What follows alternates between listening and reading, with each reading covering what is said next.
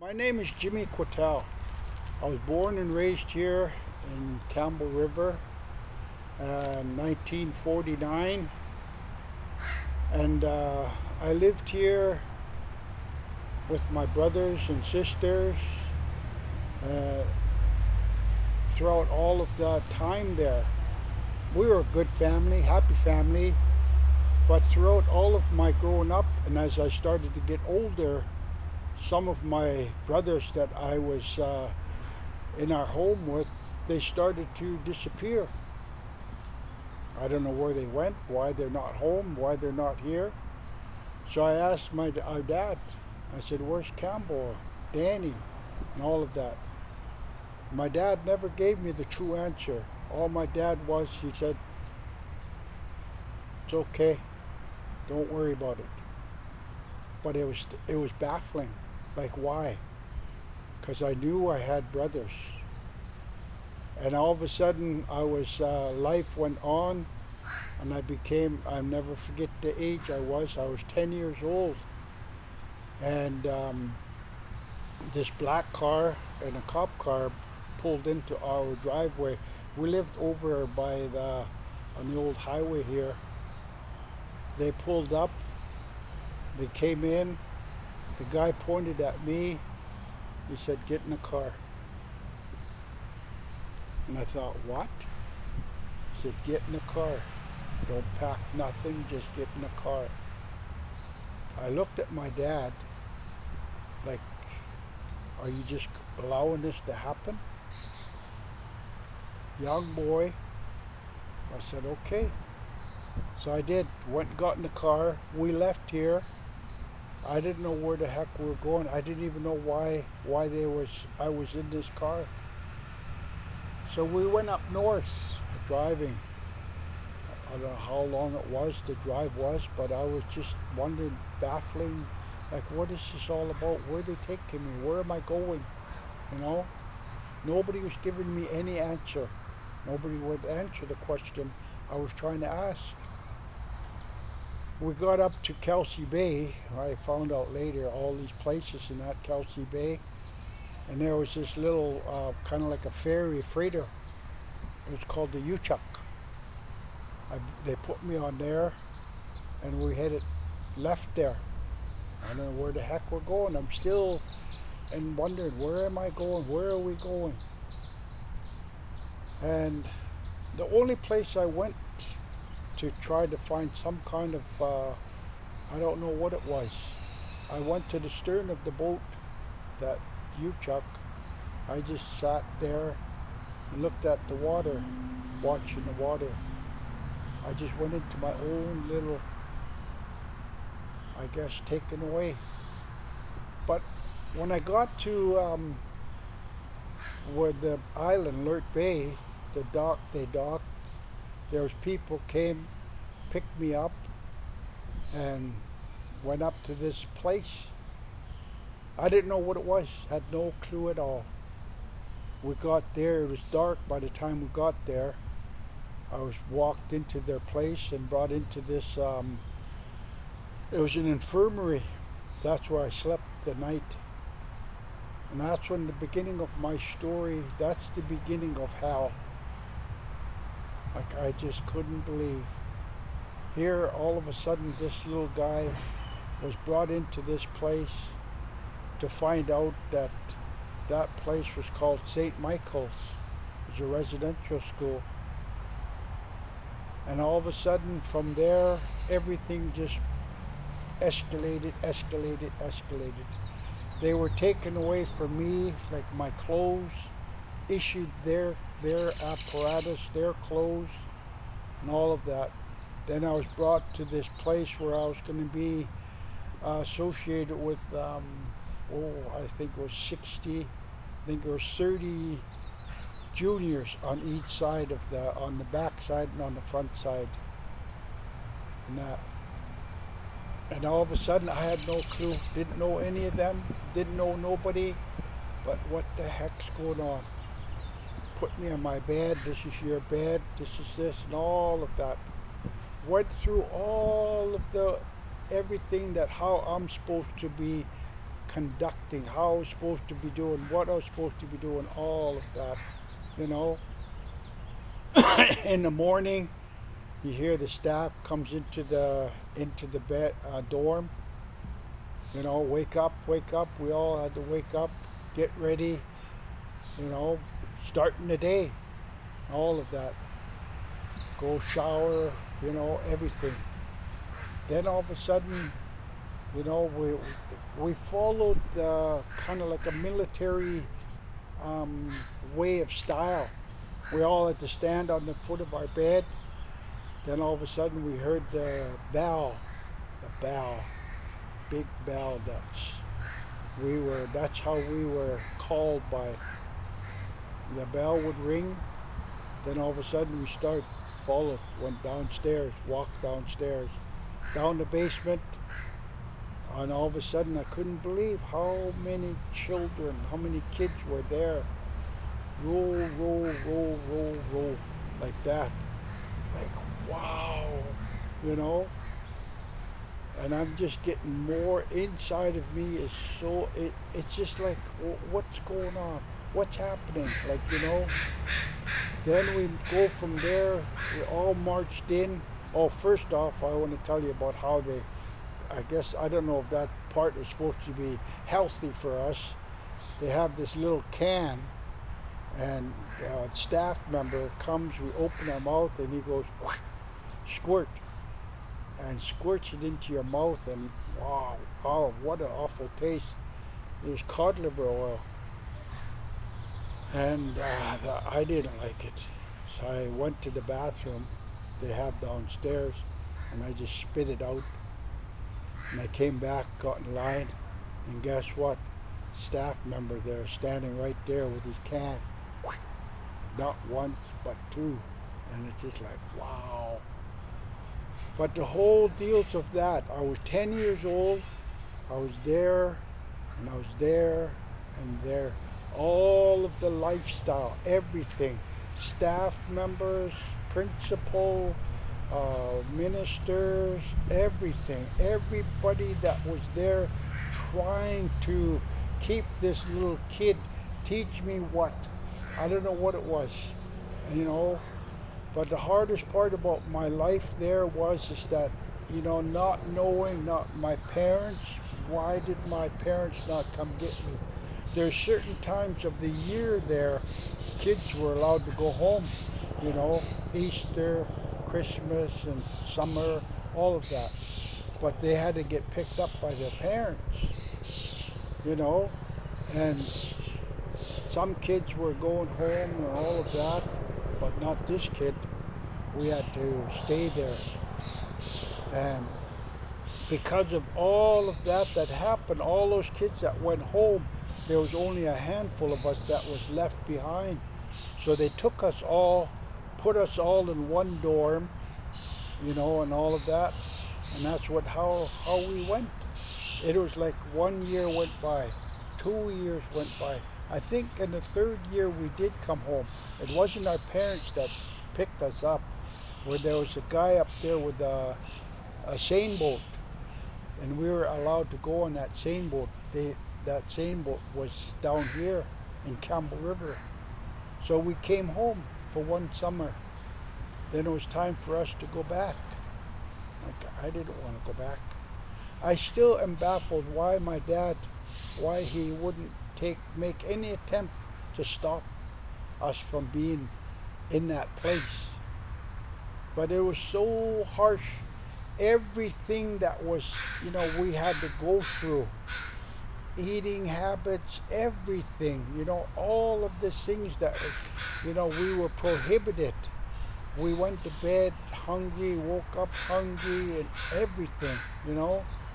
And all of these understandings, how do we try to, I learned how to get some food that, to try to fill that empty spot in my belly, you know.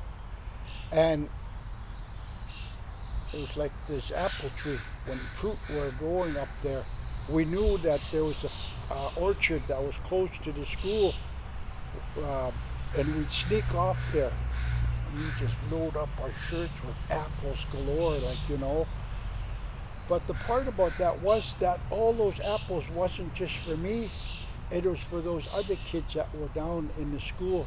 So we were looking after. We knew how to take care of ourselves and the rest that were there, you know. And the part that is so harsh and baffling, my story, I wanted to exempt all of that. And one part of my deals, I had a real bad problem. And when I went to sleep, I didn't have the tendency to learn how to get up when I knew I wanted to go to the bathroom.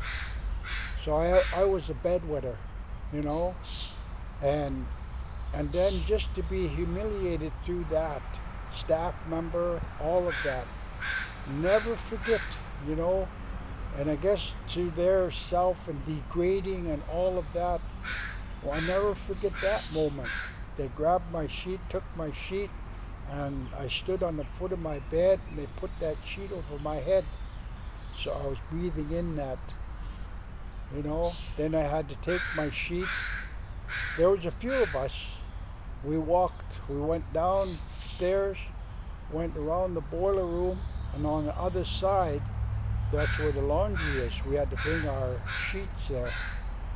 But the humiliating part about that is that we were exposed to, on the other side of that building, which was, you got one half this way on the boys' side, other half was the girls' side. So I had to we were walking through there, and girls were looking at, and that we were mocked and humiliated, bedwetters and that. But the whole and hardest part about the life that we were there, one thing that was so, I didn't recognize how that was, 10 years old, 11 years old, 12, getting old and all of that. But as I matured into the deals of trying to still understand, learning how to not cooperate with the staff and their teachings and their cruelness and all of that. Straps, they were really, the principal was, he was good at that. I mean, we went out of our way. One day after school, we went down Grassy Point, it's called, on the other side of the island. We all went down there right after school. We didn't go back to the residential. We went down. We went down there, and beautiful beach down in Grassy Point. Oh my gosh. It was like we were in some kind of different island, which I think we all took ourselves. So we all took our clothes off, went swimming and everything. And nobody has a watch, but we kind of thought, wow. We started to head back.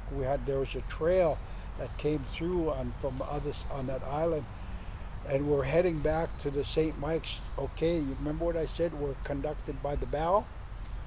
So all the kids are outside playing. Then when you hear that bell, you all have to go line up to march into your dorm. And we're running through this trail trying to get back to before the bell rang. Oh my gosh, guess what? We heard the bell. We knew we were. And the only way we could get into the building, we had to try, and they were there waiting for us. Marched us all to the gym. We're all standing there. And I never forget my first strap I got.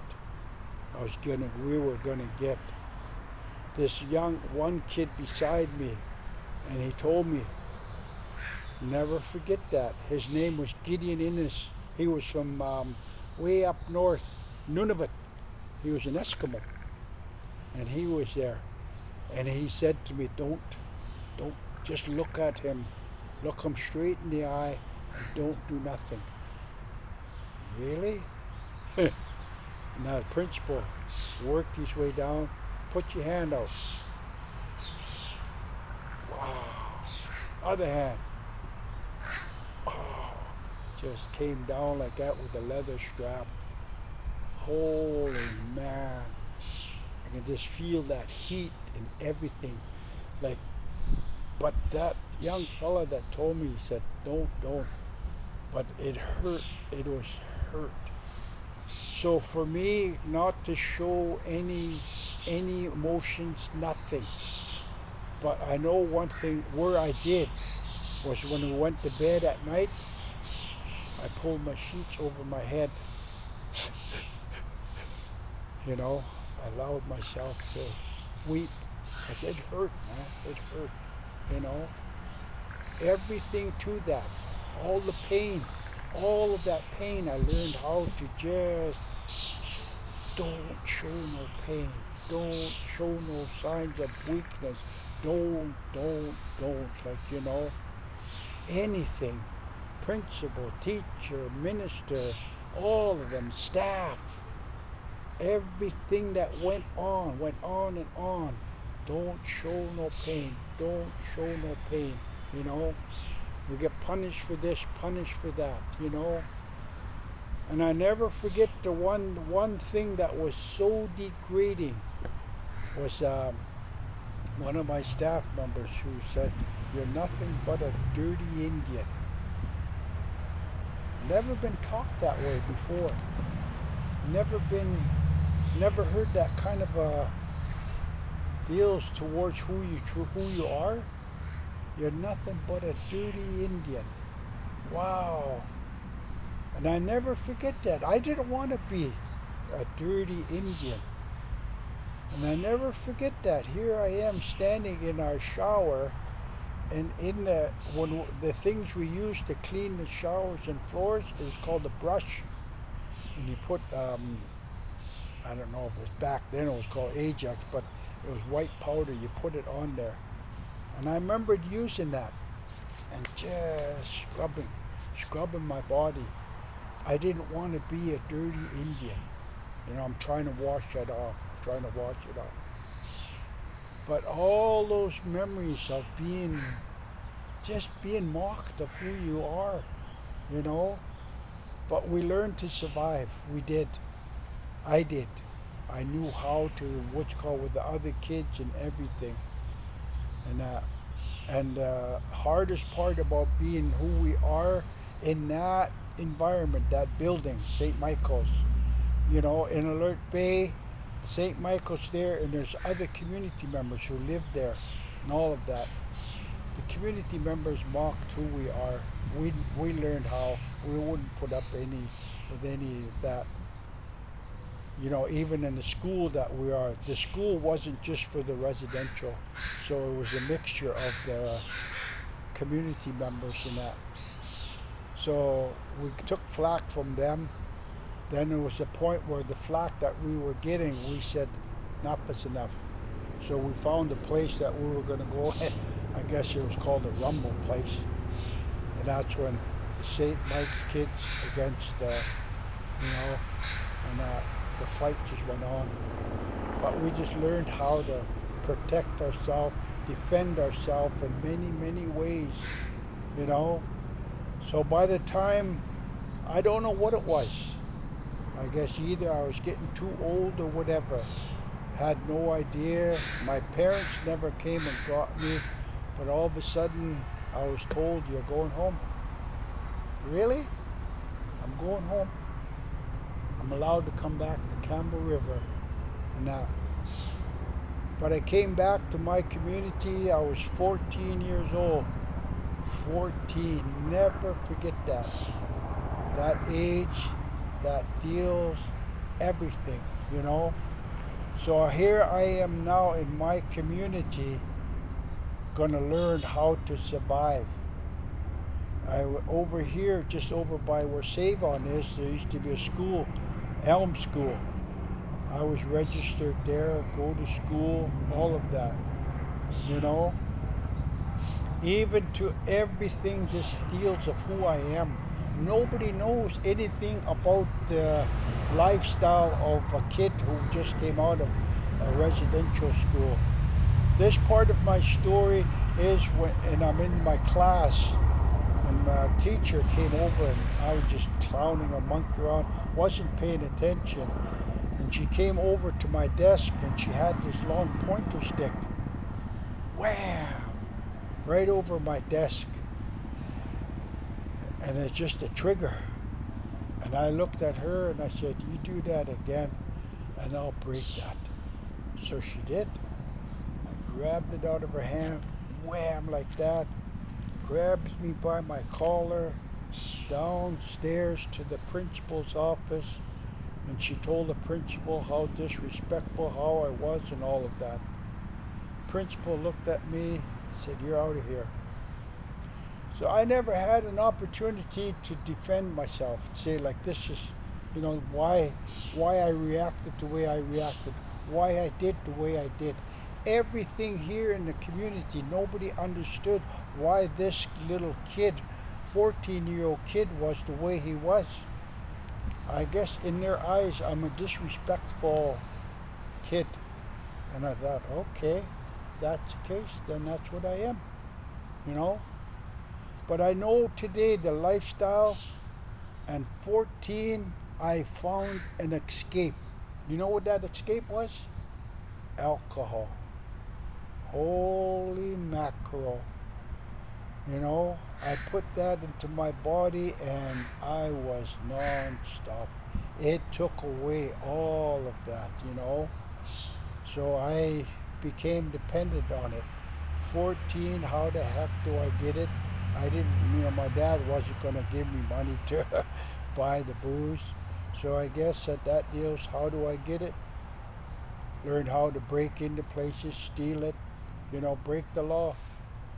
So under the deals of breaking the law, I got caught, in the court, out of court, all this, And my story is I gotta tell what happened to a little boy who was brainwashed into who I was and what I was. One time I put on probation, still, then back in again. He said, we can't keep doing this. So here I was sent to this juvenile place down in Nanaimo, Brandon Lake. Here I was incarcerated. So you know what that is, that incarceration? That's just like being in the residential school, under the governance of guards, everything there, So all of my pattern, the pattern of my life was just that. Just kept going and going and going, and that. So as I matured, got, everything in my lifestyle in that there. When I came back to my community, I was 10. I grew up with my friends here. I knew them. I came back, but it was different. They didn't want nothing to do with me. It was like I couldn't figure it out. I was still the same boy that was here. I come from here. This is my community. And again, it seemed like I was blackballed, And I thought by then, anyway, I have that attitude. I don't give two hoots. Like, you guys can do what you want and that there. But the whole part about my survival here was that I wasn't going to put up, and that part I knew in my heart, I would not put up with nothing from nobody, Even my parents. My dad tried to discipline me when I was, and I said, like, who the hell do you think you are? Where were you when I needed you? Now you want to be a father? Everything was gone now, everything, My dad at that point said, you think you're big enough, old enough, boy? He said, there's the door. Don't let it hit you on your way out,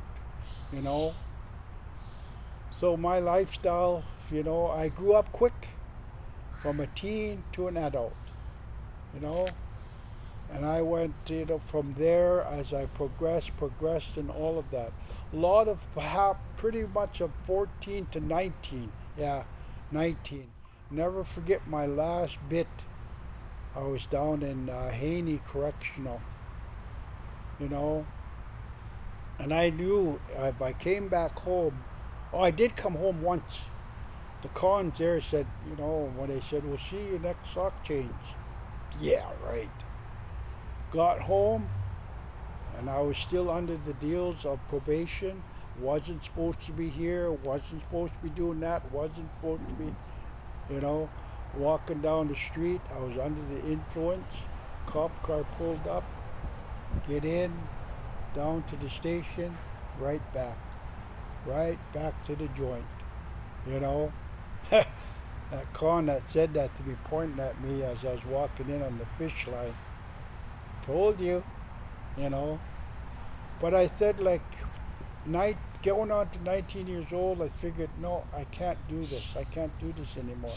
I gotta find a different way. Gotta find something, you know. But in my story, I never forget. Roderick Hake Brown told me. He said, you know, he said every time you come in here, he said you do these things when you're drinking.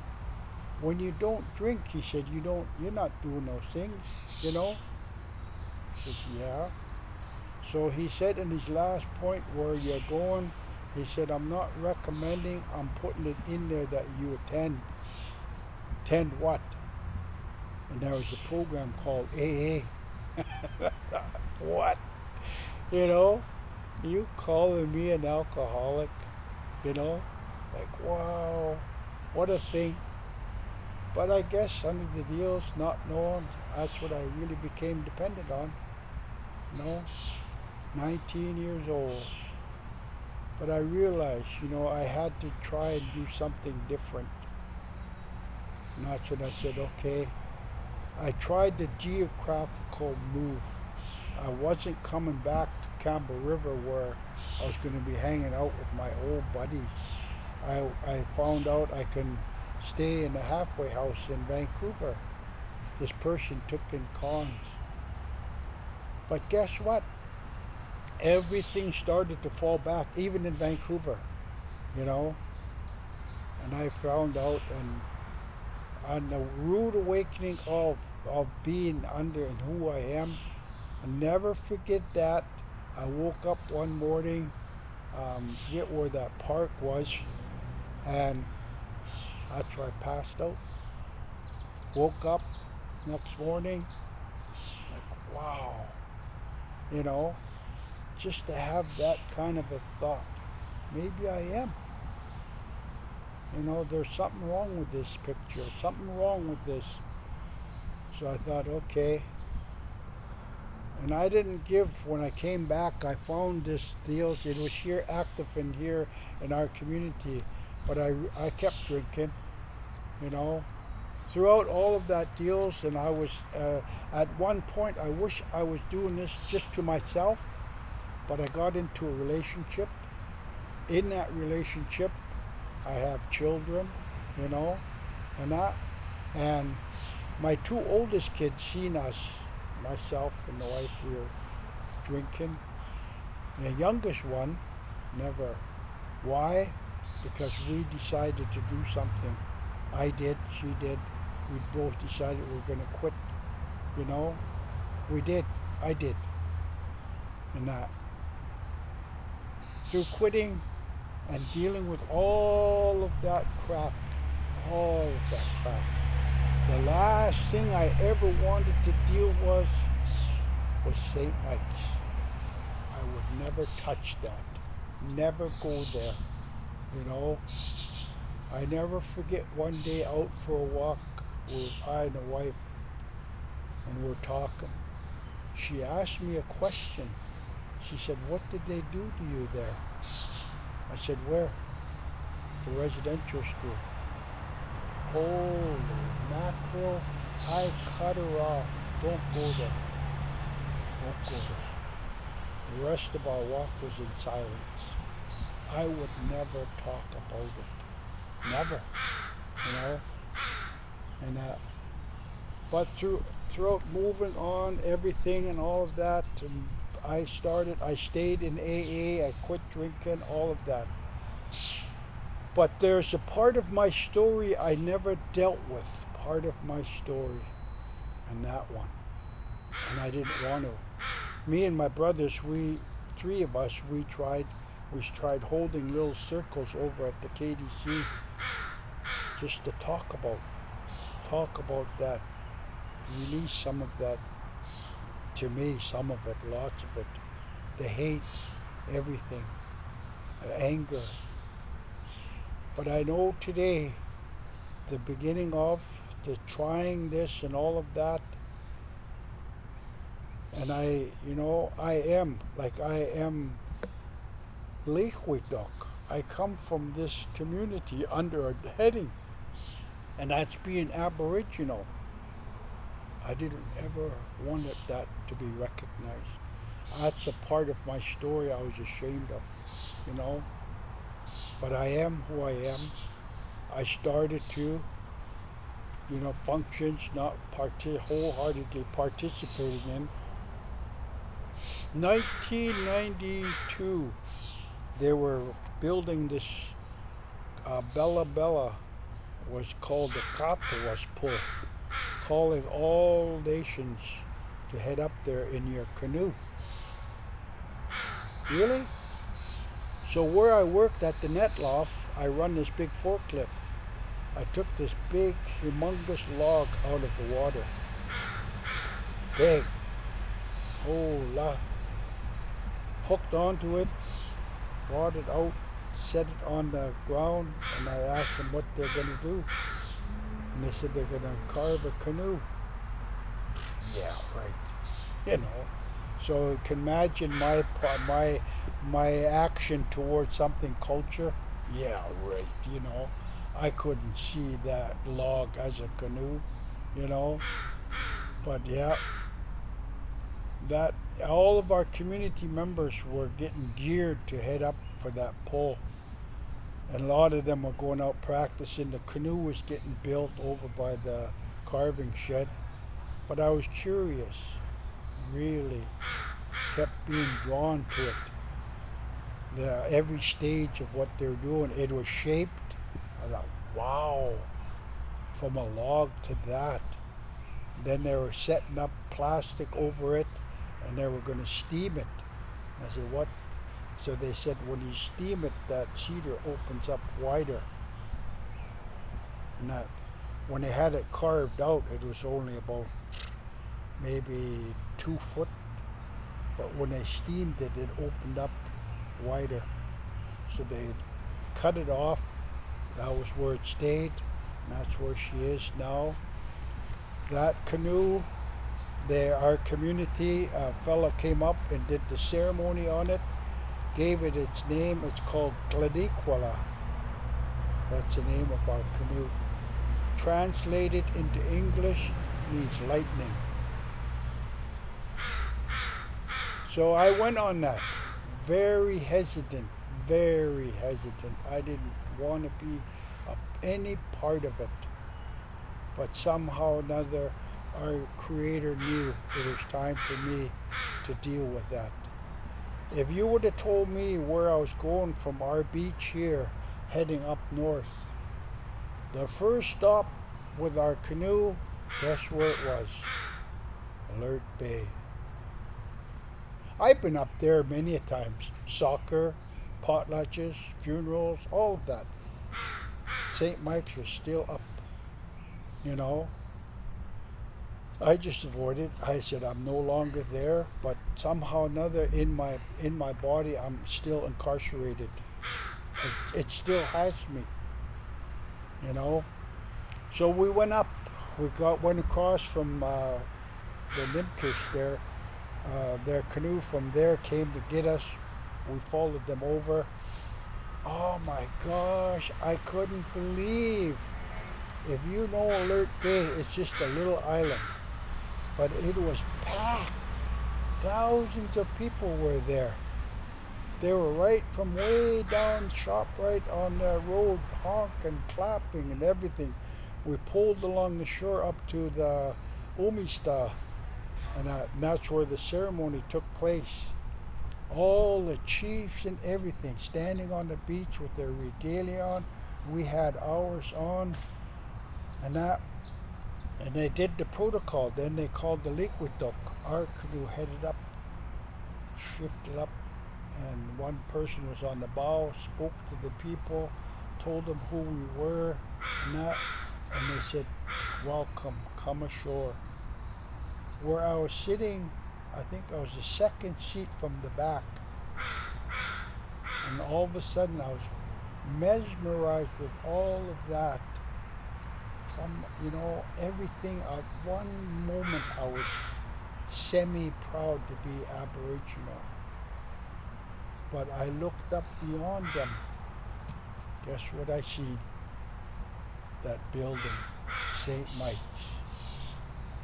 So my spirit just started to go down, right back down. Never forget that. But before it reached the bottom, there was like a surge that started to come from the bottom of my feet, pushing my spirit up, pushing it up. And all of a sudden, the way I'm talking to you right now, my spirit was pointing at that building, said, I'm going to deal with you. You're not going to have that over me anymore. I thought, holy, wow, where the heck is this coming from? But that was my turning point, just like that. From 1993. So the part of my story is I got out of St. Mike's in 62 to 93. I had that so well hidden. Nobody knew. So ever since, right up until now, I've been dealing with that building. I've been dealing with all of that stuff that has happened to that little boy. I'm looking after him today. Nobody's going to hurt him again. Nobody. I am who I am through the direction of our Creator and through the guidance of all these things that I know I have to do. I know it today. We've told our story. I've told my story. I talk about it. It still hurts, but I still know I have to talk about it. When APTN did our story, my children seen it, my youngest girl, that hurt. They were hurt. That's the first time she ever knew what happened to her dad.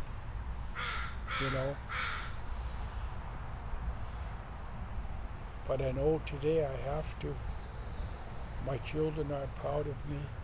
I am proud of who I am. I am one of those children who matters. I today matter. And I know today, as I continue on my journey of healing all of those inflictions, healing all of those triggers, healing all of the times, Tomorrow, I'll be 72.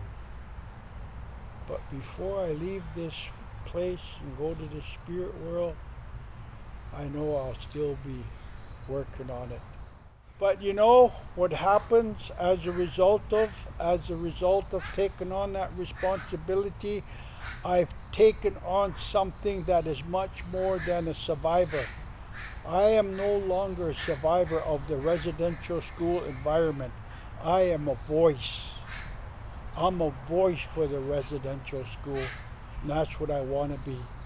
And that's when I tell my story, I talk about this, and I know today that whoever, wherever, and all of that someone's going to hear this. Why I'm saying that?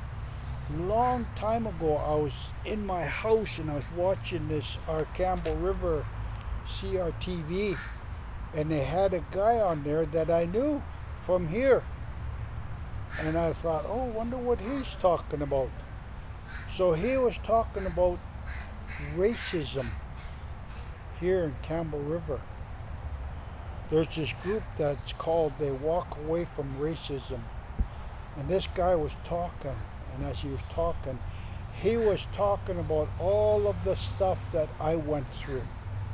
I said, wow, So I called that place, told him my story. So ever since then, I go on that walk. Once a year, we do the walk away from racism. you know, and that's a part of it. That's a part of my story. The racism of being who you are is so still embedded here. I'm not ashamed to say that because it is. And I say that if you're out there and you're one of those who do that, then I say to you, like, please try to change your way of thinking, you know. And I never forget this thing as a child, 14 years old. I couldn't believe how that venom is out there. One of the school kids, he was non-Aboriginal. He really loved my soccer skills. I was like I could keep the ball. You know, in soccer, you know how many players are on one side? 11, right? But in St. Mike's, when they kick the ball on the field, all the kids that are there, there's about 50 kids on the field, and you got to learn how to dribble that ball and get to the goal. But anyway, this kid asked me, so I went up with him up the hill to his home. So he got home, his mom was there, so so she called him in the kitchen, and I could hear her. She said, "Why did you bring that native here?" "Oh, Indian." I thought, wow. So I didn't even stay. I just walked out, left. You know, there's so many derogatory things towards Aboriginals, so many derogatory statements towards everything, you know. Residential, when residential started to hit its impact in the truth and reconciliation through the healing, through everything, you know. I never forget one statement, one thing that was put on the front page of the Sun. The Aboriginals get $365 million, healing dollars. I thought, wow. And I know what's going to happen. I advocate. Remember I said I'm a voice. I went talked to our mirror, talked to the guy, talked specifically about that statement.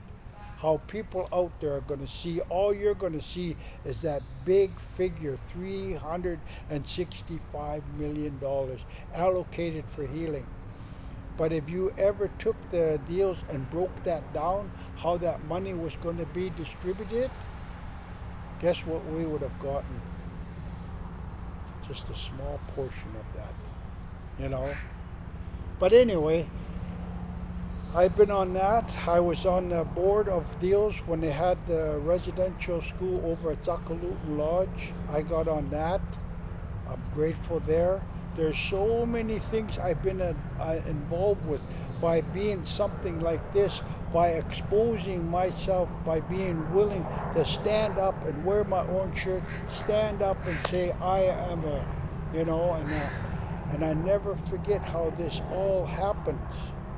And the part of my story about truth and reconciliation when it happened, you know, I live here, and they rented our hall. And I thought, and I was PO'd. A lot of things pissed me off about the deals of people who think they can come into your community and think they can this and that, you know. But I was going to go over there and I was going to raise Cain with them, you know, dot. Then all of a sudden the person who got hired to help coordinate it calls me. And I said, yeah, we're just wondering if you're willing to assist Marie Wilson to when they were doing this truth and reconciliation here. And I thought, I was ready to say no, but I did. It was one of the most powerful things that ever happened here. Well, for them, for me, and all of that. The days that we did there, I think 2 days over there taking stories. By the second day we finished, we listened to 33 stories, telling their stories. My brother, my son, my sister, all of them, they were on the list. I never forget. My oldest brother, Danny, he was up. Marie looks at that name.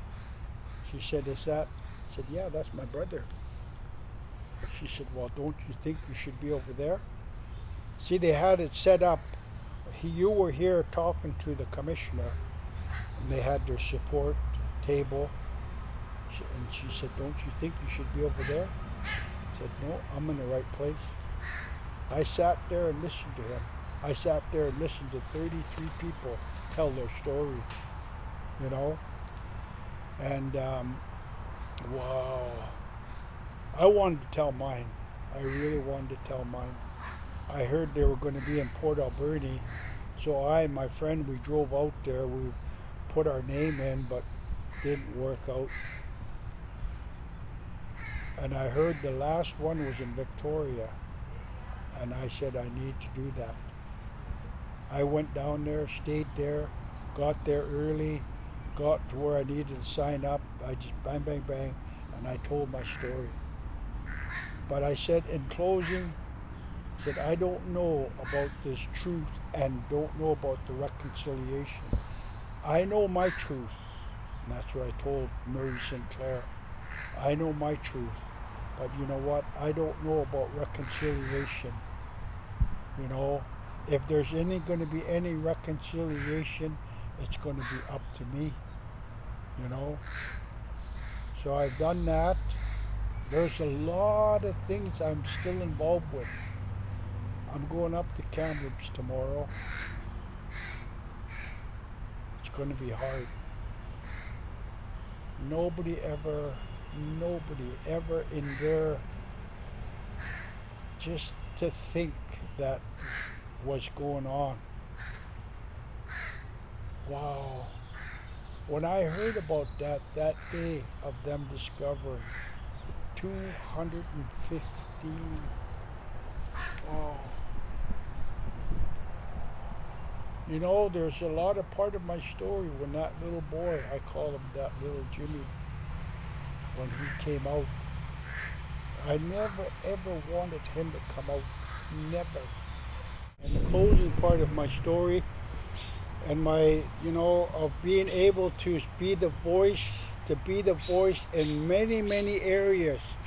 Right now I'm involved, I've been involved with this organization. It's called Vaton Lalem. It's a treatment center. I've been there going there for over 25 years now. I go in as an elder and I get, you know, I do that. And then while I was there, I found out that they were called this cultural support team. So I've been with them now for the past, going on 3 years. We go to communities, we bring our culture, we bring our brushings, our cedar, our medicine, and that. So I've been with them. I've been asked to be an elder in many, many situations and all of that. Even here in my community, the hospital, everything here. A lot of people have heard about this guy and that there. And I thought, it's right. And I said, and I don't know how it is. Maybe it is, and he's the one that guide. You know, the people here, I get called to do this, I get called to do that, I get called to sit on this board. I said, hola. I said, yeah. So I have. So up till now, I've been with this group. I've been active in many areas of all of this stuff. Some people who heard about how I've worked on, you know, culturally, spiritually, everything through, and to deal with this part. This topic is taboo.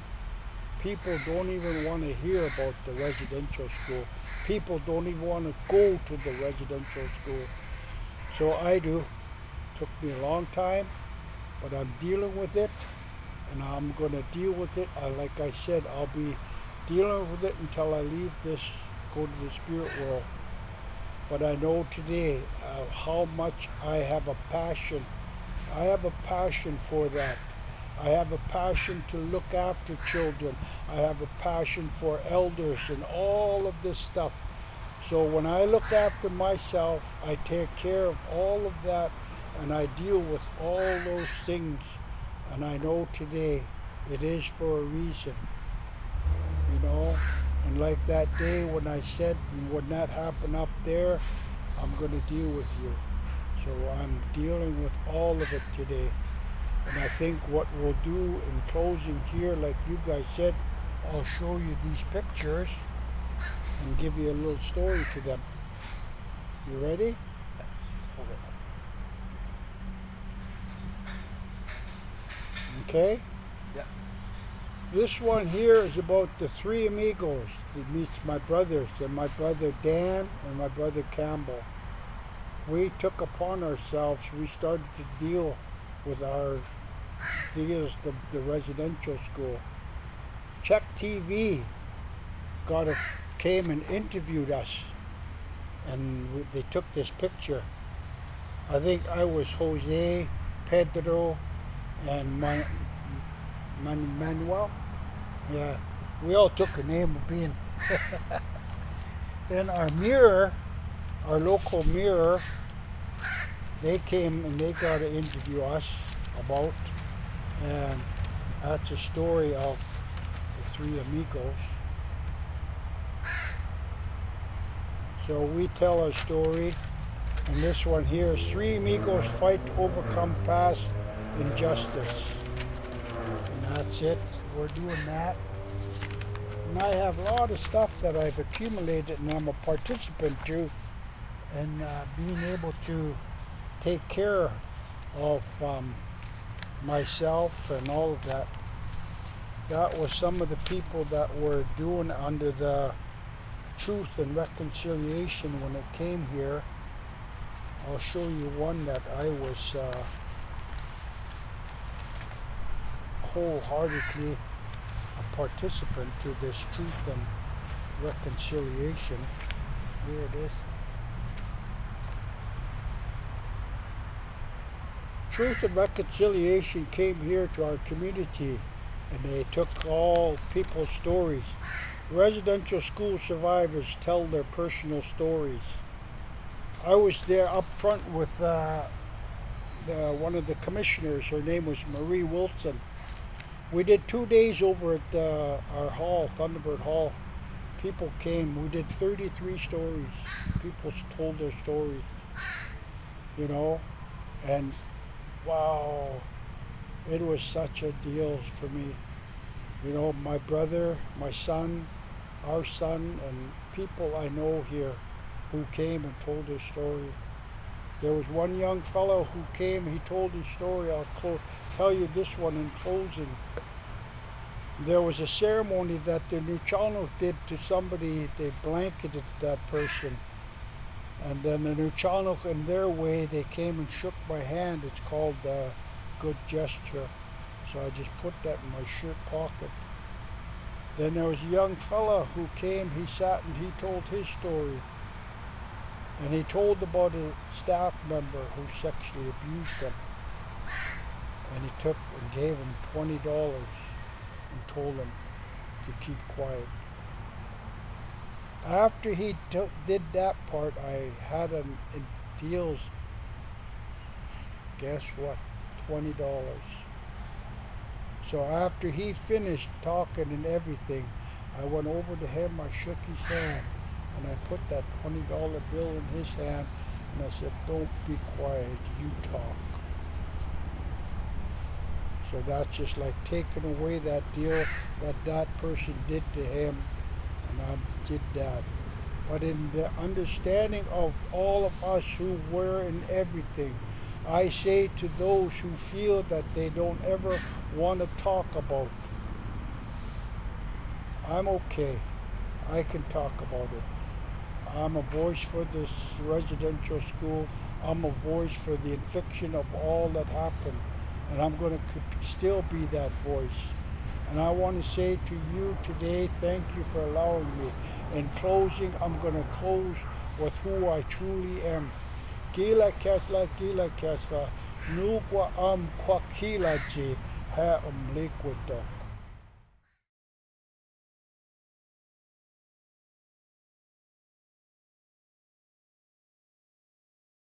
Gila Kesla.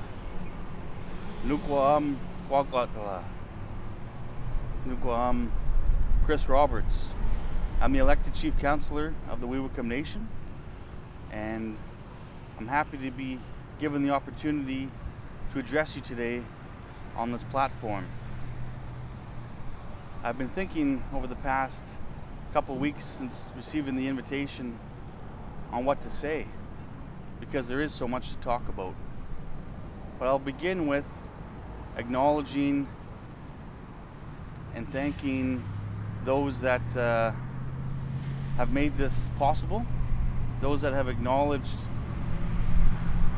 what it would mean for Indigenous people to continue to celebrate an event like Canada Day in the same way we used to, in the face of so much undeniable truth of our dark history as a country. And so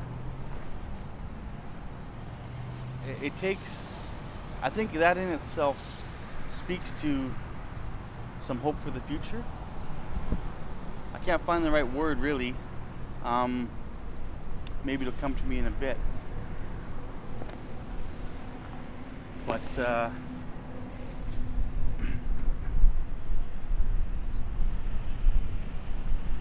yeah, it's been a hard thing to think about the right words to deliver today. And so the first message that I have is that when we think about the impacts of residential schools on Indigenous people in Canada, when I think about what that means for my members, for our elders that have been through those experiences, have lived through them, have survived them, those that have passed, that have also carried that weight, it's just a really big awakening, I think, in today's society. That this has been taught increasingly over the years in education and mainstream forums. There's been more public discourse and dialogue on the impacts of residential schools. But with the horrific discovery beginning in Kamloops of the mass grave site, and as we know, there continues to be discoveries of these types of disregard for human life during those eras of the residential schools. It just smacks you right in the face.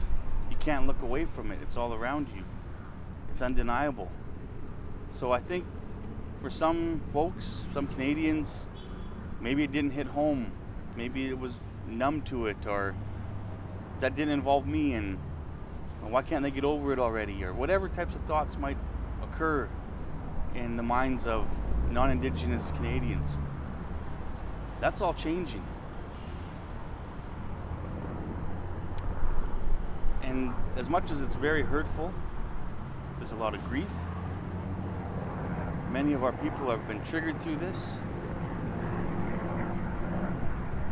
But this journey that we're embarking on, and I say embarking on because we've been taking these steps without really knowing clearly. It's, I think, a place that no one really wanted to go, to be honest.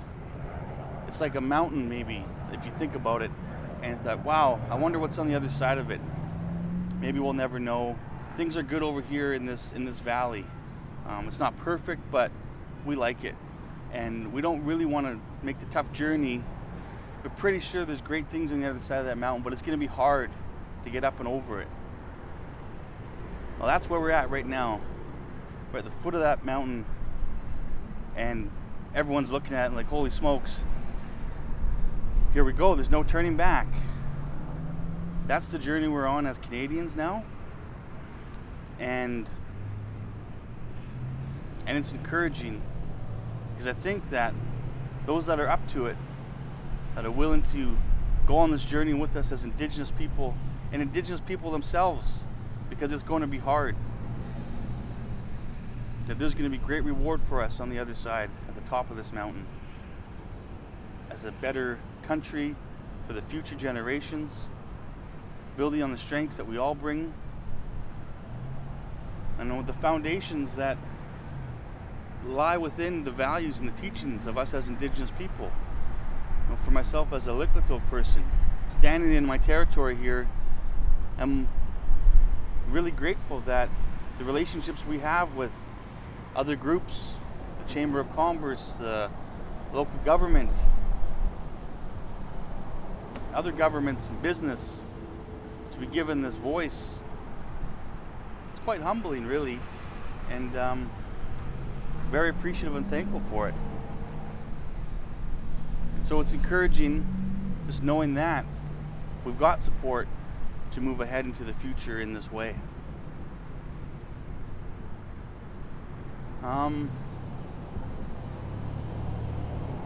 Before moving on to other topics,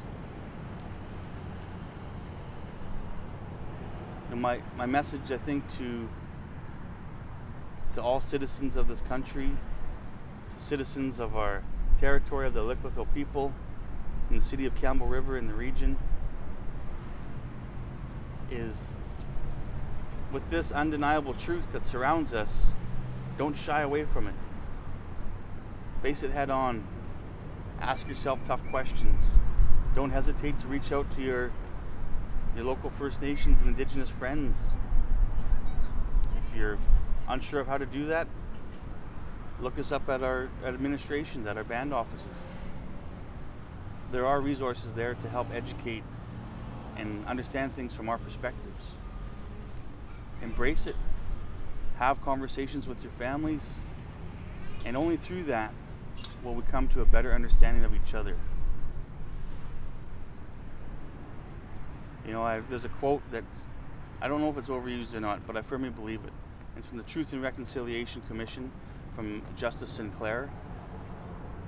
And it says, it's education that got us into this mess, and education will get us out of it. And I firmly believe that. I think what's meant by that is, the very horrific situation of the residential school era and the impacts that's caused, that's the education that got us into this very difficult position we find ourselves. And through education, both within public education systems, into post-secondary, and dialogue with your family and loved ones, to constantly want to know more about this, we'll come to an understanding that we can relate to each other in a better way. Build on our common values, common beliefs, and our communities, our country, and really the planet will be better for it. And what that piece about the planet is what Indigenous people bring as a value set to how we live and orient ourselves in our territories, how we come to be in the places that we call our territory. What that means, the life all around us, the grass, the trees, the ocean resources, the wildlife, how we're connected to all that. It's really difficult to continue to persist in that way in a modern context of economy and growth and well-being. When you really pull apart what's at the root of personal well-being and fulfillment and happiness, sure, it's okay to have these material things and to have wealth and to pass that on to your generations, but without a firm connection to the place where you live, where your ancestors lived and died and rest, and with each other and to all living things, it's not fully there. So that's what I mean by bringing forward and establishing a foundation as humanity on these types of values. Not looking at resources and places as how it can be manipulated and exploited for material wealth or commercial gain, but to look deeper to understand the other values that these items have.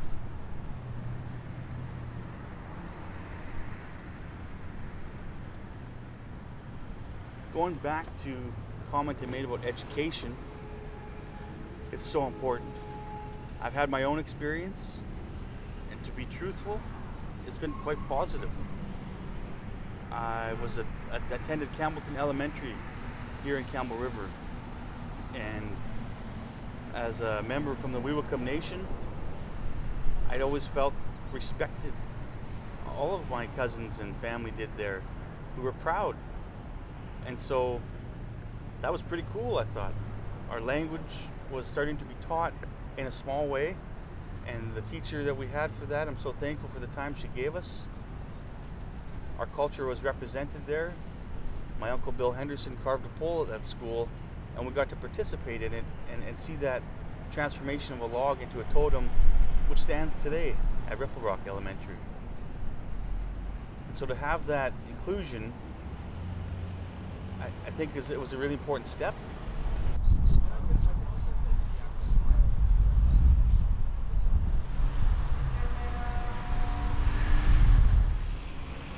So I'm standing here before you in front of the Quanwatsi, our Gyuksi, the House of Thunder. Crests represent our people of the territory of the Laich-kwil-tach and the Quaxistala, and the families that represent, that make up the Weewakam Nation. We're very fortunate to have this house in our community.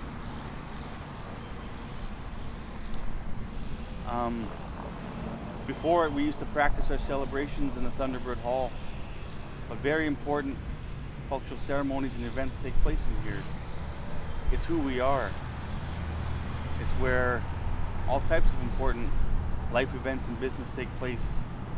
Naming of children, acknowledgement of the passing of loved ones, marriages, adoptions, you name it. And that persistence of our strong cultural practices is so key to who we are. It connects us to each other. It connects us to our territories. It connects us to the spirit world, and keeps us centered and whole, in touch with what it means to be a Weewakam or a Laich-kwil-tach person. How we're connected among the Kwakwaka'wakw. Our relationships to the south, to the Salish tribes, and the history we had of how those interactions took place. And so I thought it important to come and acknowledge that, because right now the doors are closed. We've been through a very difficult time as a community, as a greater community of Campbell River, and well, again, as the whole planet and the world going through this COVID pandemic. I think there's light at the end of the tunnel. I might have said that the last time I was interviewed on Canada Day celebration, but with the way things are going, there's really some optimism that we'll be able to get back to these opening of these doors and performing our cultural practices to help with our healing of our spirits. The other piece that's, I think this town of Campbell River, city of Campbell River, is fortunate to have this house here as well, because we've had these doors open to the public. We've had these doors open to non-members and non-Indigenous people to share our culture, to create a window into how we live, how we are connected, and what it means to be Laich-kwil-tach. And I think as we continue to do that, then that understanding I was talking about earlier will continue to grow.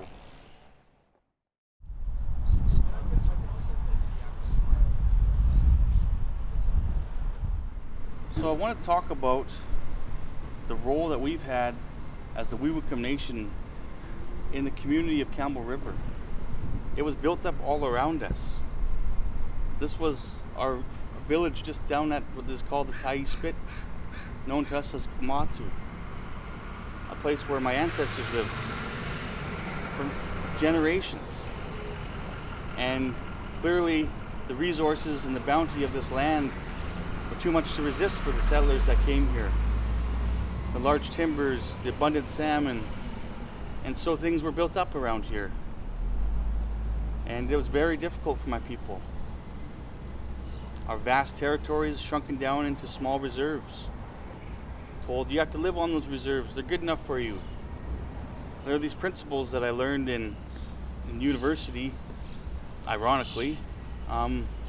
Silly things like, I think they call it terra nullius, a Latin principle of an explorer era that basically means the land wasn't being utilized, its value wasn't being maximized, therefore it's there for the taking, and it's almost looked at as an obligation of the explorers and colonizers to, they were exploiting the resources. Anyhow, these types of principles were behind different policies and strategies and thinkings of what they needed to do with the Indians, as they called us, back in the early settler period. So confined to these tiny scattered reserves throughout our vast territory, because they thought, well, in our case on the coast, these Indigenous people are so in touch with and integrated with the marine life that they can live off of the marine, which we were very much in tune with the marine environment, the salmon, the shellfish, and all species within there. It was our highways how we traversed this coast. But let's not mistake that with the vast and intricate connection we had into the watershed, into the mountains, these spiritual places that exist, the different plants and medicines that were found, and the wildlife. We were connected to all of this. And so to be forced onto these small Indian reserves, and believe me, it is small. I'm talking of a size of about 300 acres for our people to live off, and that should be good enough for you. Well, that wasn't right. We still live within that, not within the confines of it, but that's still very much our reality. That's where our communities are built, and any local resident would know that the city of Campbell River has been built up all around us, of the Campbell River Indian Band, the Weewakam First Nations primary reserve lands, and we've grown a lot. In my lifetime, in my relatively shorter lifetime, I've seen two whole new subdivisions built here, and we continue to grow. Well, there's not enough space to bring all of our people home. Many of our people haven't had the opportunity to live in the community because of those impacts of such a small space and limited opportunities for First Nations people back in those earlier days from the 50s, 60s, and right up until the 2000s. But I'm also very proud of the accomplishments of the Weewakam First Nation. Despite all that, despite all of the things we've had to face, there's been a lot of adversity, there's been a lot of creativity and courage to take a bold step and say, how can we work within this new system? How can we be successful in a modern economy, yet hold true to our values of what it means to be Weewakam, what it means to be Laich-kwil-tach? This hall behind me is an example of that. A vision by my great-grandfather, William Roberts, as a former chief of the Weewakam Nation. And this hall has supported many gatherings of our people, of other nations. It supported a space for youth to come and play. And we look forward to opening these doors up once we come out of this COVID situation and can be together. There's been some amazing stuff where relationships are built. I can remember as a young teenager organized events where we'd play floor hockey against the local RCMP detachment members, and those were some hardcore games. I was a little bit young to fully get in there and rub elbows, but it was all about respect, and the relationships that were built, I think, helped how our communities are policed and how we can build trust, because that's been not a good situation either for Indigenous people, or for people of color for that matter. My brain is filled with so many things to say, because, well, you just have to watch the news and cast your memory back, not even that long. Think of all the things that have happened within this year. the public outcries to our neighbors in the South, starting with the George Floyd tragedy, and just the call out to end racism and discrimination, and how that happens here in Canada. And I say this at a fear of missing, because there's been a lot of acknowledgements. I don't know what to call it. The organization and around the missing and murdered Indigenous women, and how the events and materials put out are all geared so that's never forgotten, and that we can avoid those types of atrocities through understanding who we are.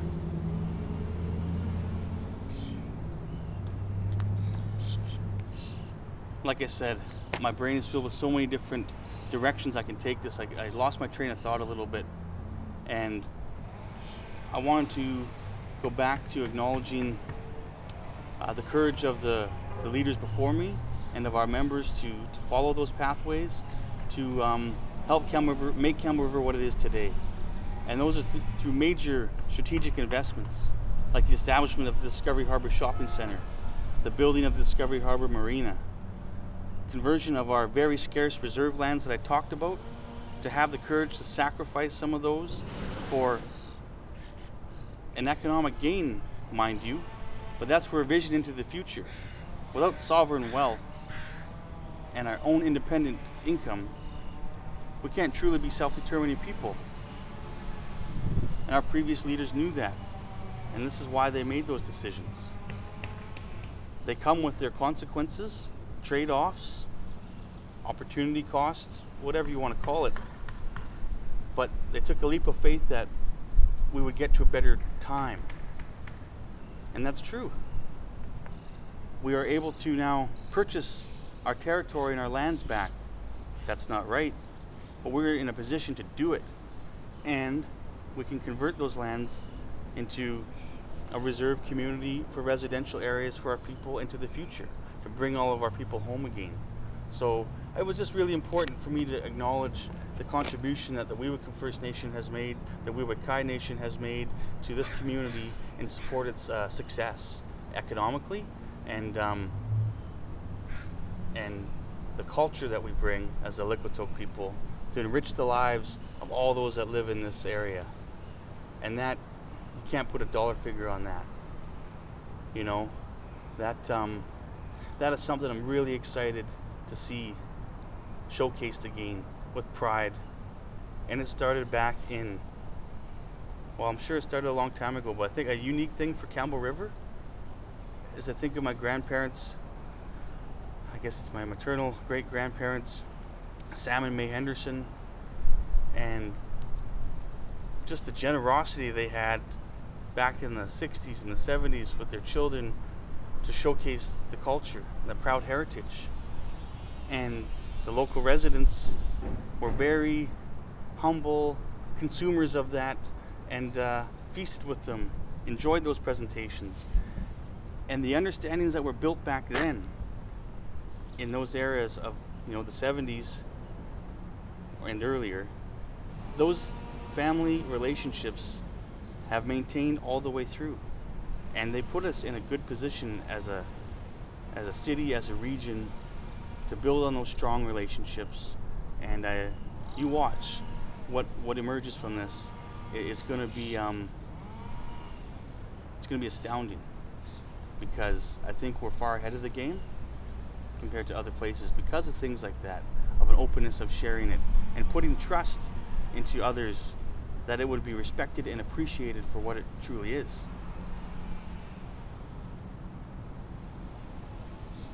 And my excitement around when this is showcased again and we're sharing who we are, I can see in my head a vision of our Ginkananum out there dancing, smiles on their faces, looking very proud of who they are, because they know where they belong, and they know where they come from, and they're proud to show it to the world. The shirt I'm wearing, every child matters, really think about those words. And we are fortunate to have programs in our community, a preschool with a language immersion, and right there behind the big house, it's a strong presence of their upbringing. So we're fortunate to have that. An elder told me once that as we get older, we can't forget the lessons that we learn from children, just on how they behave and how they interact, their innocence and their, I don't know what you call it, but if you observe them, us as old people can relearn some things that we forget sometimes. We get caught up in this busy world, in the rat race of need to find a job, need to get an education. Kind of said that out of sequence, but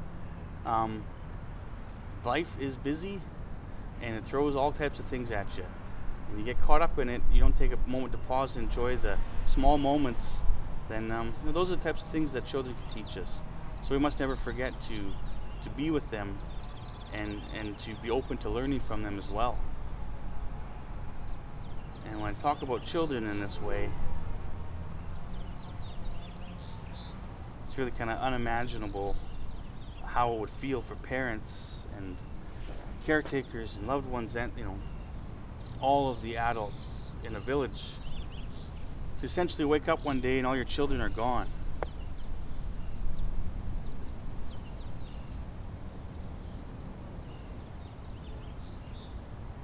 I fortunately didn't live through that era, but our people are products of it. It was very difficult. I've been told the stories, and it gets me emotional every time. But we don't treat ourselves as victims. These things happened. We don't understand them. We don't need to. I was told to get an education. A lot of our people have. A lot of well-educated in a Western system.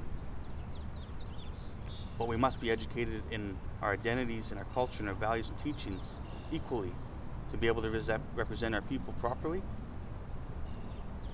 So we don't have to understand the rationale for things like Indian residential school policy and other discriminatory policies of Canada, all intended to get rid of the Indian problem.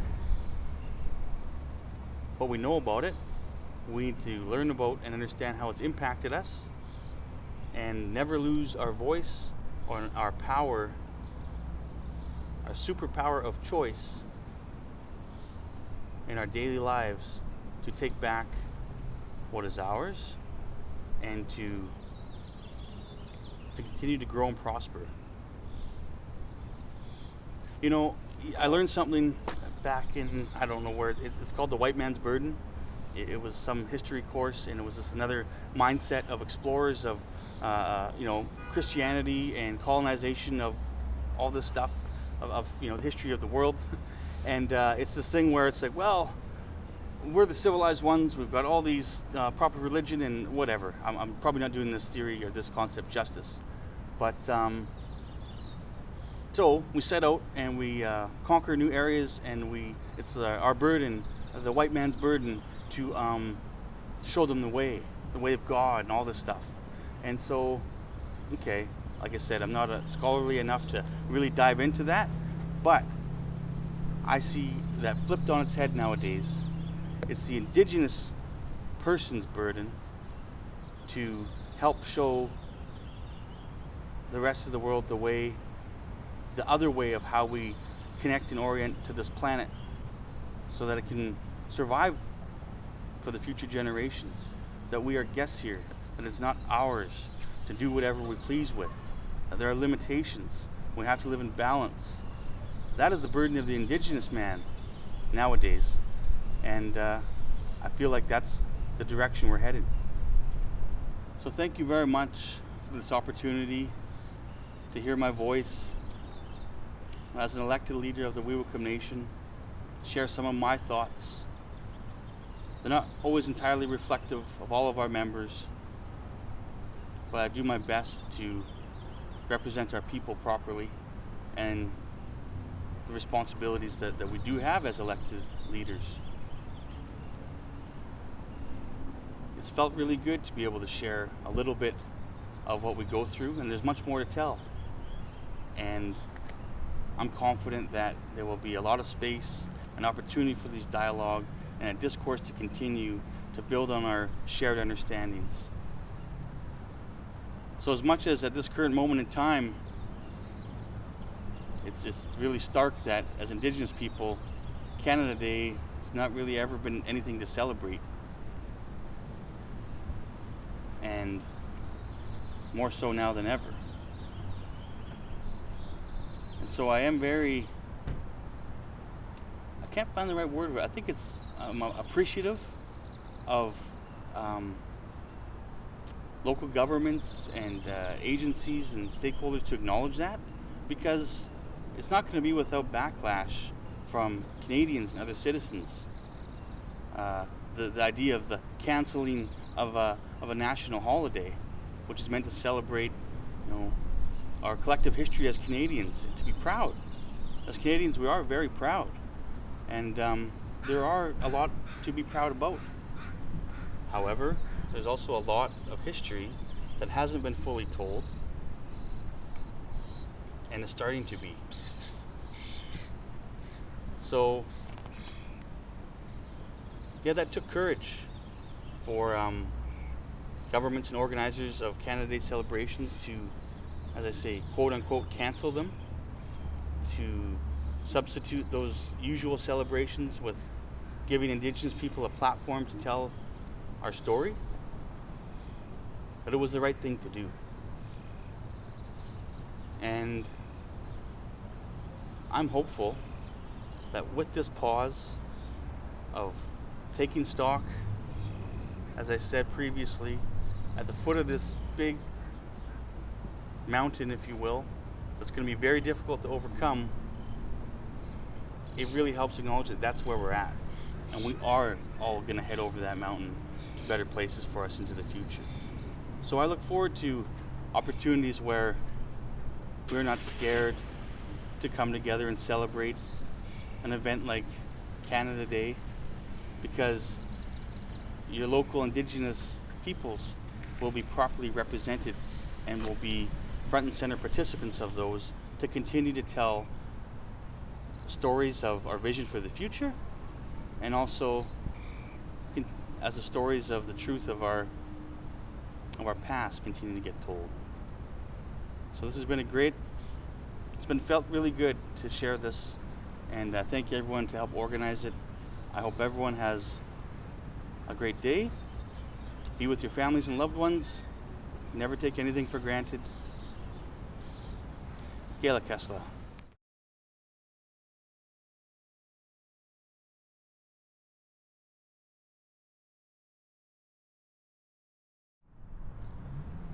Hello everyone. I'm a survivor from the residential schools in Seashelt and Mission, and my great-grandfather was the first one from our community to go to residential school in 1875. So the residential schools amongst my people has been many generations, and through all those generations is so much trauma that came upon my community because of the residential schools, because of the physical abuse, the sexual abuse, emotional abuse, and I think the fact that Canada wanted to kill the Indian and the child, and then until recently that was only going to be cultural genocide.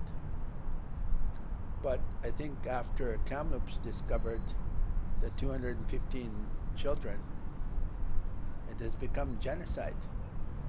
Now you're finding graves, and it's still counting, over 500. And so that's pretty hard to take. A country that prides itself on all this moral high ground for human rights, It's got this dark history that it's tried to hide, and it's hard to see where my people are nowadays, to see the suffering that goes on, because it's the multiple generations of traumas that's come upon my people. It's Canada is still underfunds our healing, and the only way we're going to deal with the intergenerational trauma is to deal with the trauma. I think alcohol and drug treatment centers are not really doing the job, because the trauma is the bigger underlying issue. When we send people off to alcohol and drug counseling or treatment, and they come back home and they're back doing drugs or drinking again within a few days, it's really been a big disappointment, because I think the healing of our communities from the impacts of residential schools falls upon the leadership. As chief of my community, it's really frustrating to be constantly underfunded in that healing. So that's why I decided to create the radio station, The Raven. It belongs to a group called Hope Cultural Enhancement Society, and the purpose of that is to overcome the impacts of residential school. And through our youth, elders, culture, and healing, we're working on trying to heal our people. And the government of Canada, for all its nice words, has never really come out and sincerely tried to reconcile the impacts of residential schools. You take a look at all the homeless people in the downtown area that are considered trouble. Those are multi-generational impacts of residential schools. And it's sad to watch how they're treated. I have a hard time watching our young people commit suicide from the multi-generational impacts of residential school. I have a hard time watching our young people drift into alcohol and drugs because of the impacts of multi-generational trauma from residential schools. When we have, in my community, they used to empty the community of children. So there was a silence in the community when the children were gone. And so the people that were their parents for generation upon generation didn't learn how to parent. People that came out of residential school didn't know how to parent. So now you got a system that apprehends kids that have parents that don't know how to parent. It's just compounding the impacts of residential school. So it's a system in Canada that's been oppressive to our people. One of the things I find as a leader, as a chief in my community, is the economic marginalization. We tried to build ourselves up an economy, and it's been very, very difficult to deal with Canada and BC on that. We have timber resources in our territory, and those are all going to, the stumpage from that goes to the province. The province gets to run its schools, roads, hospitals, and other infrastructure off the resources of the timber in my territory. Yet we get none of that. They say we want to give you something. So they've given us 12,800 cubic meters of a renewable license called Bill 28. And when there's 1.2 million cubic meters taken out of my territory, well, that's nowhere near enough to close the economic gap, to improve the social conditions in my community. I attended in Cinematography in St. Mary's, and it was very difficult. And one of the friends that I went to school with, he was sexually abused in St. Mary's. I didn't know that. He never spoke about it. but he opted for assisted dying a couple of years ago, because when you go through that much trauma and you don't heal from it, your body breaks down. So his body broke down, so he opted for assisted dying, and it was hard to watch him go, and that was because of residential school. So it's not only those kids that are buried in the residential schools that have been impacted, it's the ones that came home later and never become elders. There's many that have died from health issues, because health issues are related to trauma. We don't have very many elders in our communities, and that's all from residential schools that tried to kill our culture and eventually kill us all, because we should be assimilated into Canada. They taught First Nations how to hate themselves, and some still do. You know, some don't have a lot of pride in their lives, and a lot of them live in shame because of the way they are. But that comes from the residential schools. Some are homeless down here because of residential schools. I'm sure they feel shame for that. So Canada has a lot of, you know, they gotta figure out how they're gonna claim that moral high ground. If they think that's what they are, because I don't think that's what Canada is. Not after you're gonna witness much more children buried at other residential schools. That's not the end of it. I think there's a lot more there, especially when they said the death rate at residential schools was much higher than a war. But that was little 3-year-old kids, 12-year-old kids getting killed in residential schools. Either that or they get sick and die. You know, in 1935, a whole generation of Hunalko people didn't return home from Sechelt because of TB. And that TB is related to malnutrition. A lot of the kids that went to residential school were malnourished. And that was by design. It was not because there was not enough funding, it was by design. So Canada was offered us a slow death.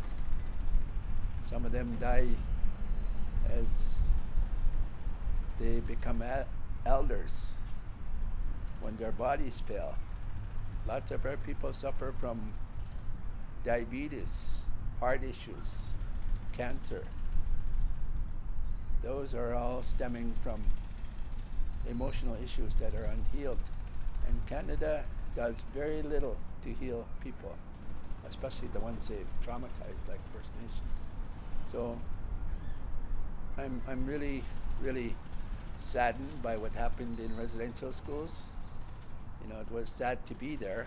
I was sitting there looking out at the water, and I remember being in residential school, looking out at the river, imagining it was the ocean because I missed the ocean.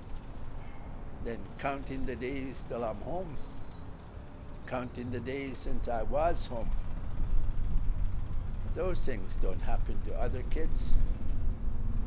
No other kids have to go through that, but we had to. So it's very shameful that for Canada to have done that to First Nations. And you know, I'm always.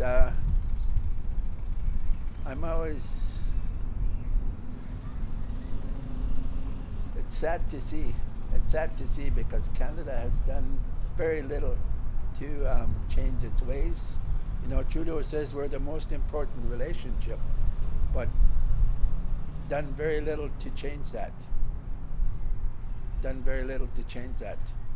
You know, the funding for our community is still stuck at 2%, and our healing needs so much more than that. We need to heal as a community. If we're going to become better, if we're going to overcome the impacts of residential school, we need to heal. And I think we're a long ways from that, considering our kids, our young people, suffered intergenerational trauma are committing suicide, getting into alcohol and drugs. We are nowhere near what we need to be. If it's a reconciliation, we're pretty far away from it. So thank you.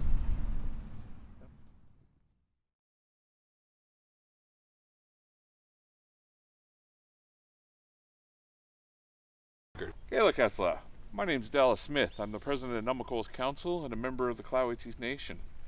It's unfortunate that we aren't able to get together on Canada Day this year because we got a lot to talk about with everything that's going on around residential schools, with resource management issues around old growth. It really puts a lot of external pressure on our communities as we try to come together over years of cohabitation, working together, just being part of a community. So I really want people to take some time over this summer to just focus on what makes our communities a better place to live. The inclusive nature, the ability to share differences of opinion, those all matter. And at the end of the day, if we have a healthy environment and healthy communities, we're going to have healthy children. And that's really what's going to make tomorrow better. Laich-kwil-tach.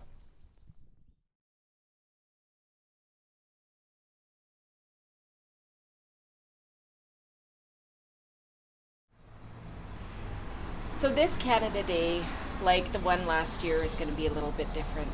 COVID is still here and we're still dealing with those impacts. But more importantly, just 2 weeks ago, 215 children were found buried right outside a residential school in Canada. What we saw in our office was a lot of people calling, a lot of non-Indigenous Canadians calling and saying things like, I didn't know that this was happening in our country.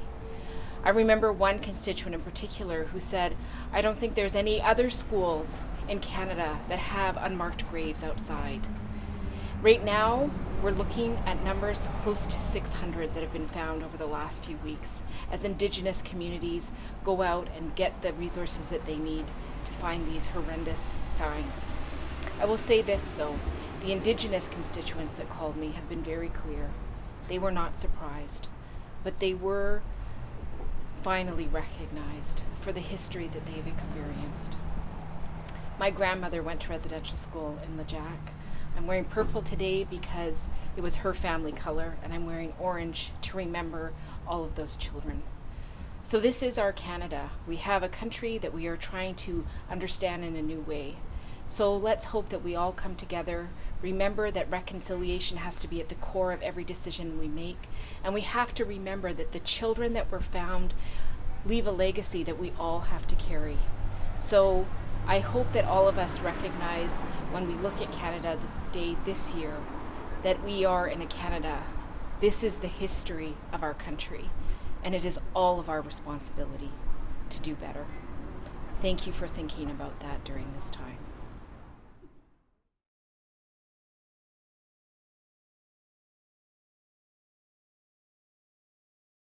I'm Michelle Babchuk. As a non-Indigenous person, I was horrified and heartbroken to learn about the 215 graves discovered at the Kamloops Residential School, and even more recently, the Cowessess Residential School in Saskatchewan, where 751 more unmarked graves were discovered.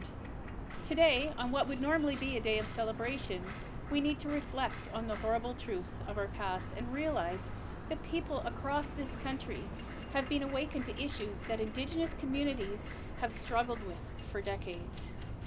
I was humbled to be included in a powerful event on the lawn of the legislature that honored all of the Indigenous children that never made it home from school. The outpouring of support and in response to the findings shows that people in the North Island, BC, and Canada want to really take on all the calls of action of the Truth and Reconciliation Commission. And as the MLA for North Island, I'm committed to gaining a greater understanding of these tragedies so I can respect each individual community in their time of healing and be prepared when they are ready and need our assistance. Reconciliation involves all of us, and we all must remain fully committed to doing this work together.